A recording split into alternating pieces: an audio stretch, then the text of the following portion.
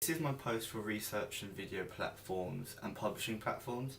So obviously I'm doing a short film, so I'll be doing this for video services like Amazon Prime, Netflix, also Blu-ray and DVD, as well as just a few other information on digital technology in the short film and film industry. So Netflix, so there are many different ways in which films can now reach their target audience. The most upcoming publishing platform for them is online streaming. This allows consumers to pay and watch as many films as possible, all in the comfort of their own home, so, which is Netflix. So these are the first main providers of film through internet streaming. They stream millions of films to countries such as Australia, New Zealand, South America, England, Norway, Sweden, Switzerland, Austria, many countries in the EU. I think all countries under the EU, as well as America, China, for example.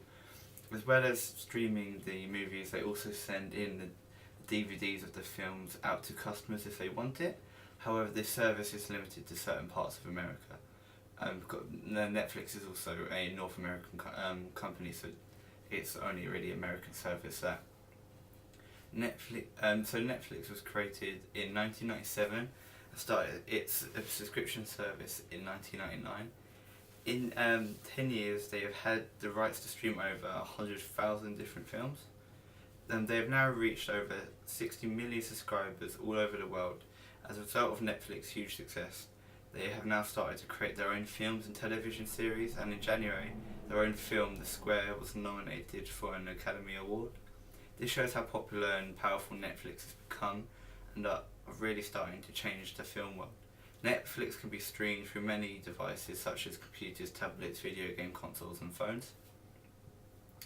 Another way to get movies and short films is Sky Movies. So Sky Movies is Sky's version of online streaming, as they allow their subscribers access to a range of films which Sky have paid for the rights for, and they can play any time on any of their film channels.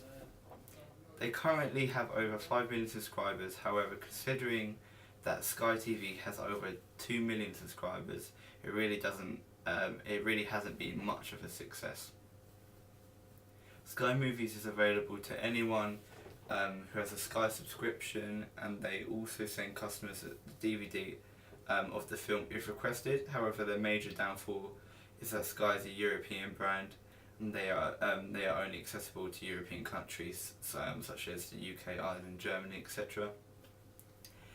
So just like Netflix, but only European. This can only be accessed on television or computers, so as a result doesn't really appeal to wide target audiences. They have a range of categories to appeal to everyone. However, they aim more towards family films because everyone is able to watch it, which possibly affects their sales and revenue quite a lot. Another one is Amazon Prime. So Amazon Prime is probably one of the most newest streaming services at the moment. So it's serviced out of like the three main competitors at least. It first appeared in 2006, has been rebranding many times since. As Amazon Prime members have access to a limited amount of videos for simply just having a Prime account. However, they pay a bit more for an instant video subscription, and they have access to over 5,000 movies and television programs, which is mainly due to the partnership deal they currently have with HBO, which is like the Sky, maybe like the Sky equivalent in America. So they do a lot of news as well, kind of like BBC and Sky, but also do sort of like the sitcoms and other TV shows like Sky and BBC do. So the main selling point Amazon Instant Video has over both Netflix and Sky Movies is the range of operating systems they can be streamed on. This includes smart TVs, Blu-ray players, consoles like PlayStation 3, 4, Xbox 360, Xbox One, Wii U, and their mobile devices like the iPhone, iPad, Android phones and tablets, Kindle Fire tablets and Fire Phone. The service is also available through streaming devices such as Coquelin's Amazon Fire TV, Amazon Instant Video apps for iOS devices are compatible with Apple TV via AirPlay. As a result of this quality of their streaming devices, a lot better, and films are viewed nearly the way they should be, due to its sort of the high quality. And then just talking about sort of digital technology, so like the Blu-ray and DVD.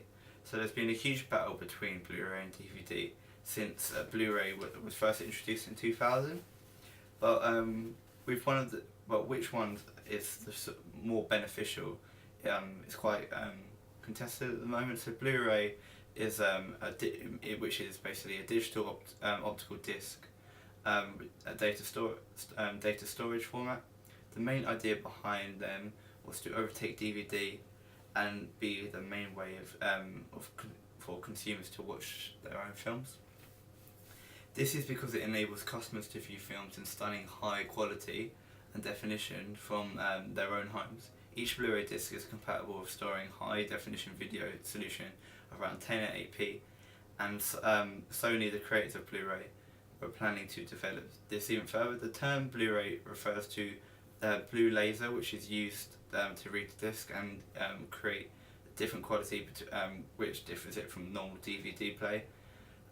Because of how visually stunning Blu-ray discs are, video game creators are starting to use Blu-ray disc format to develop their gameplay, and as well as furthering home viewing film, as they also develop video games. So DVD was first developed in 1995 to improve how cinema to overcome VCR, which they did do quite substantially, because you don't see VCR anymore. Furthermore, they have also been used on computers and CDs for musical artists. They also offer high amounts of storage compared to VCR. However, Blu-ray offers even more.